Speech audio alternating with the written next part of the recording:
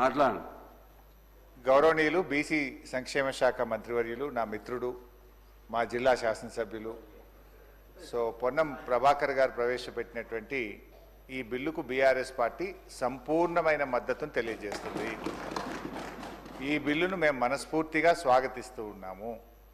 అయితే ఈ బిల్లు ఎప్పుడు నిజంగా బీసీ వర్గాలు సంతోషపడతాయంటే, బీసీ వర్గాలకు విద్యా ఉద్యోగాల్లో 42% రిజర్వేషన్ వచ్చినాడు, బీసీ వర్గాలకు స్థానిక సంస్థల్లో పట్టణ మరియు గ్రామీణ ప్రాంతంలో 42% రిజర్వేషన్ ఫలాలు వారికి పూర్తిగా అందినప్పుడు ఆ వర్గాలు చాలా సంతోషపడతాయి. అవి అందాలని కోరుకుంటున్నాం. అవి అందే ప్రక్రియలో రాష్ట్ర శాసనసభ ఏకగ్రీవ తీర్మానం చేయడంతో పాటు రేపు కేంద్రంలో పార్లమెంట్లో పోరాటానికి కూడా బీఆర్ఎస్ పార్టీ కలిసి వస్తుంది. మాకున్న 4 రాజ్యసభ సభ్యులు కూడా ఏకగ్రీవంగా ఈ బిల్లుకు మద్దతు ఇస్తూ మేము ఓటేస్తాం. అయితే ఈ బిల్లు పాస్ కావాలంటే ఏం కావాలి అధ్యక్ష? రాహుల్ గాంధీ గారు ఇలా ప్రధాన ప్రతిపక్ష నాయకుడు, 100 మంది ఎంపీలు ఉన్నారు. వారు మరి ఈ బిల్లు మీద ఒత్తిడి తేవడానికి పార్లమెంట్లో వారు కృషి చేయాల్సినటువంటి అవసరం ఉంది. దానికోసం వారిని గట్టిగా రాహుల్ గాంధీ గారు ఇలా పూనుకోవాల్సినటువంటి అవసరం ఉంది. అయితే మా మిత్రులు పొన్నం ప్రభాకర్ గారు మేమేదో మిస్గైడ్ చేస్తున్నామనేటువంటి మాట మాట్లాడినరు. అది కరెక్ట్ కాదు. ఈ బిల్లు విషయంలో రాష్ట్ర శాసనసభలో గతంలో కేసీఆర్ గారు ఉన్నప్పుడు కూడా అధ్యక్ష, మేము మార్కెట్ కమిటీ చైర్మన్లలో, డైరెక్టర్లలో బీసీలకు 50% రిజర్వేషన్ తెచ్చింది బీఆర్ఎస్ పార్టీ.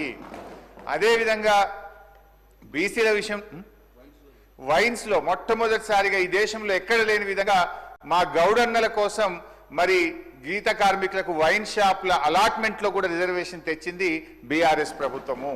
ఇట్లా మేము కొన్ని కార్యక్రమాలు చేసినాం.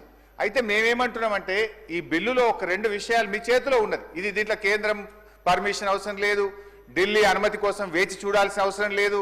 రేపో మాపో బడ్జెట్ పెడుతున్నాం కనుక మేము ఈ బిల్లులో 3 అంశాలు మా గంగుల కమలాకర్ అన్న చెప్పినటువంటి విషయాల్లో ఇందులో మనం పెద్ద బేసిజాలకు పోవాల్సిన అవసరం లేదు.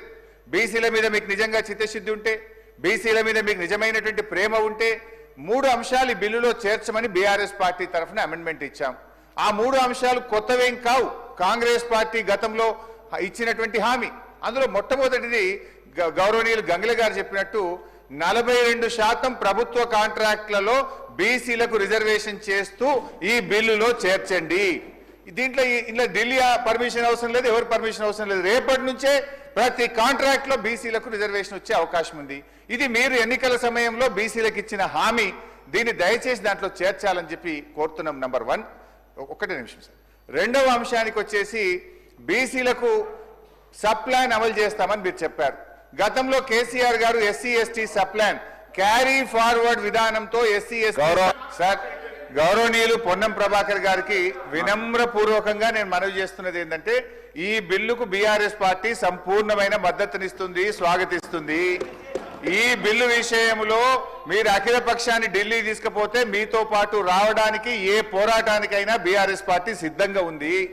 అయితే ఈ విషయం ఢిల్లీ చేతుల్లో ఉంది. అప్పటిదాకా వేచి చూడకుండా మేము అంటున్న దానికి మీరు బేసిజాలకు పోవాల్సిన అవసరం లేదు.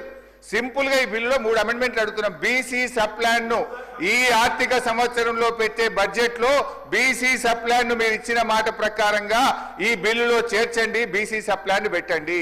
బడ్జెట్ లో 20,000 కోట్ల రూపాయల నిధులు పెట్టండి. కాంట్రాక్టుల్లో బీసీలకు 42% రిజర్వేషన్ కల్పిస్తూ ఈ బిల్లులో చేర్చడం ద్వారా